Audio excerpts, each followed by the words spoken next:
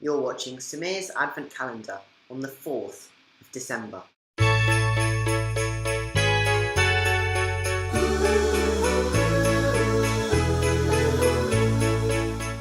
Gosh, 4th already. Well, two really disappointing and dreadful stories to look back on today.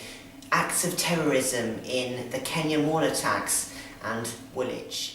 British Army soldier, drummer Lee Rigby, was attacked and killed in May in what was described as an act of Islamic terrorism. The two attackers, Michael Adebolajo and Michael Adebowale, are currently in court. And the Westgate shopping mall in Nairobi was attacked in September by the Islamist group Al-Shabaab due to the Kenyan military's deployment in Somalia. 72 people died, 61 of which civilians. Now, I've been speaking to some people about this. This is what you had to say. I think it was quite a significant event that happened in 2013. Obviously, there were a lot of hostages, and then there was rumours afterwards that somehow the French government or some sort of government was involved. There was a lot of tourists involved, so obviously it was quite big.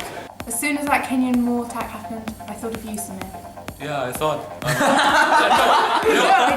First of all, innocent isn't the word for soldier, stupid is the word for soldier. Obviously, that's something that everyone would look down upon. Kenya has been going through a lot of political problems in the last 10 to 20 years. So obviously, that's something that needs to be sorted out as soon as possible. He wasn't killing anybody at that moment. So we don't know what he was doing. He could have been the most religious guy after that, after the war, coming home. So we don't know, so that's news to him. But that guy who did it is like, should just burn in hell. This is the last one. That happened because obviously it happened to a soldier involved in the military, and with all the Islamic unrest that it adds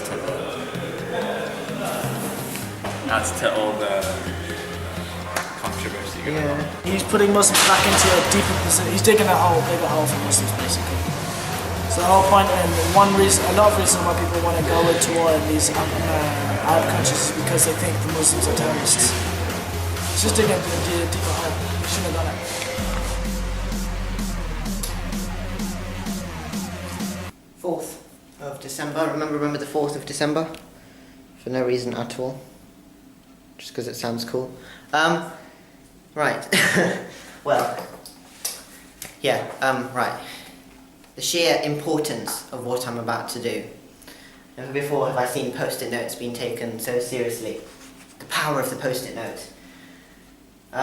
Right, okay. I think there's been some sort of a misunderstanding with the way this rating system has worked. And I understand it's not the easiest to understand. I've been explaining it to people on notable occasions, various ways, and it takes a while, but when they understand it, it makes it all worthwhile. The thing is, let me just reiterate, all of the events featured on this show are important. They're extremely important. They have shaped this year. They have been a bookmark, so to speak, of the kind of notable things that have happened this year. So they're all important. And the way we're ranking it is not based on importance. It's not that the most important thing will be... I know these words they don't fit the bill. You know, you ever get that feeling when you're trying to say something but you can't, using words, explain what you've got. You know what you're thinking, but you just can't describe that and convey the meaning that you want. Sort of going through that right now, but I think this might be a better word system to go with, because maybe, I know I've said importance in the previous videos, that wasn't the right term. I think predominance is the term in question here. So if we take highly significant, switch that with extremely predominant, in terms of, and I'll tell you what determines where it goes in a second, extremely predominant being extremely prominent. I'm not going to say any other words now, because just stop saying significant, stop saying importance altogether, because that's just getting confusing now. And it's not going to last. I'll have to restick it tomorrow. Very predominant instead of somewhat. Because what we need to remember is it's on the scale of predominance, and predominant instead of less significant, because all these events have shaped the year in whatever way. Some of them have affected more people than others, and that's bound to happen, isn't it? The way we rank it is the most extremely predominant events are ones that have made the greatest impact on 2013 in particular. So you can't be taken out of context. It's only for this year that just was. And if we had to place that event in any year, in the grand scheme of things, 2013 will be the most fitting for them.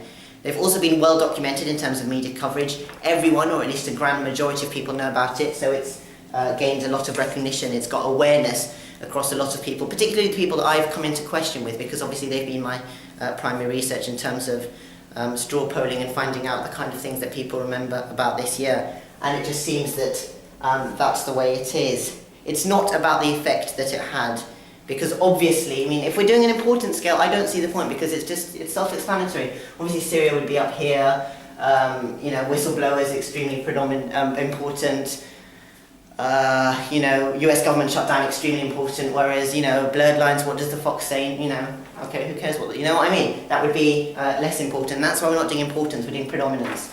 And at the end of the day, it's just an opinion, it's just my viewpoint. It's not, nothing's going to change because of what I say, it's just, well, as much as I'd like it, no, nothing's going to change, it's just an opinion. Now, if we go back to today, what we're talking about terrorism in a number of contexts. So we looked at Woolwich and the Kenya Mall. Now these were predominant, well, they're obviously, I'm going to struggle to say this word now, why did I change it? Predominant. These were extremely predominant because they've been given, as I said earlier, a lot of media coverage, a lot of, you know, representation, etc., etc. And for that reason, they're going to go quite high up. I'm going to put them here. Terrorism has shaped the year, as unfortunate as it is, because of the media coverage, because of the everyone knowingness, awareness of it. Of course, they're all important, so don't have any wrong ideas. Of course, if you'd like any questions asked about exactly why these in particular, we've got these guidelines here now to actually explain it, because I was getting confused myself. It was a scale beyond belief, beyond comprehension to an extent, but I think this sort of clears it up now. Obviously, if you'd like to know why certain ones are in a particular place, do get in touch, because I've got justifications for all, if you are intrigued to know. If you'd like to get access to this ranking system explained, please do let me know. Anyway, back to the event now. Terrorism, as unfortunate as it was, it has made a lasting, stained impact on the year that was. See you tomorrow.